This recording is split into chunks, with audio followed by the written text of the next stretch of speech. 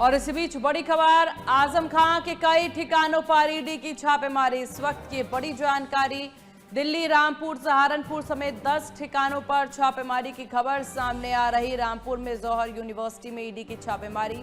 आजम खां के कई ठिकानों पर ईडी की छापेमारी, ये बड़ी जानकारी। 10 ठिकानों पर छापेमारी की खबर। रामपुर में जौहर यूनिवर्सिटी में ईडी की छापेमारी की ये खबर। तो इस वक्त की बड़ी खबर आपको बता दें, दिल्ली, रामपुर, सहारनपुर समेत 10 ठिकानों पर छापेमारी।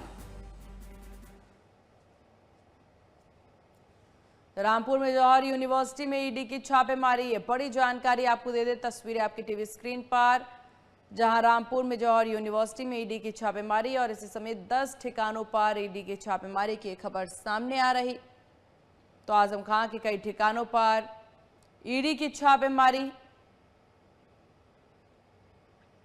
तो ईडी के द्वारा छापेमार कार्रवाई की जा रही। रामपुर में जौहर यूनिवर्सिटी की तस्वीरें आपकी टीवी स्क्रीन पर। और ज्यादा जानकारी के साथ संवाददाता प्रोक्ष चौधरी हमारे साथ बने हुए हैं। प्रोक्ष, क्या कुछ जानकारी? अब आजम खां के कई ठिकानों पर छापेमारी की गई है और माना जा रहा है 10 ठिकानों पर लगभग ये छापेमारी की जा रही है। बिल्कुल, देखिए सीमा, ईडी के जरिए ये सुबह से ही रेड लगातार जारी है और ईडी लखनऊ ब्रांच के जरिए ये रेड की जा रही है दिल्ली, सहारनपुर और रामपुर में। और सारा मामला जौहर यूनिवर्सिटी और जौहर ट्रस्ट से जुड़ा हुआ है। और पिछले दिनों काफ़ी चर्चा और सुर्खियों में रही थी जौहर यूनिवर्सिटी, क्योंकि 40 में से 38 कमरों को जो है गिराने के आदेश हुए थे, लेकिन बाद में उस पर अंतरिम रोक लगा दी गई थी। अब क्योंकि ईडी को कई FIR, कई ऐसे मामले दर्ज हुए हैं जिसमें कुछ सबूत मिले हैं और उसी के आधार पर ये रेड की जा रही है। जो सरकारी ठेके छूटे जाते थे और उन ठेकों के जरिए जो रेवेन्यू आता था, उस रेवेन्यू को किसी और के जरिए ट्रस्ट में लगाया जा रहा था और इस चीज़ की जानकारी ईडी को लगी थी।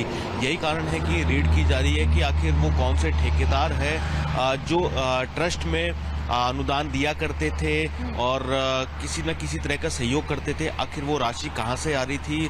तो ये जो ठेके छूटते थे, उन ठेकेदारों के जरिए जो रेवेन्यू आता था, जो कमीशन आता था, उसके ये आरोप लगे हैं। और यही कारण है कि ईडी इसी को लेकर ये तफ्तीश, छापेमारी की जा रही है। और माना जा रहा है कि कहीं डिजिटल सबूत ईडी को मिल सकते हैं और इसके अलावा कई ट्रांजैक्शंस ईडी के सामने आई है, जिसको लेकर ईडी की तरफ से पूछताछ भी की जा रही है, तफ्तीश भी की जा रही है और तमाम तरह के दस्तावेज जो है वो अपने अंडर भी लिए जा रहे हैं, ताकि चेक किया जा सके कि जो जौहर यूनिवर्सिटी को जो पैसा आता था, जो अनुदान आता था, वो आखिर किसके जरिए आता था, ऐसे कौन कौन से लोग थे जो पैसा दिया करते थे ट्रस्ट को।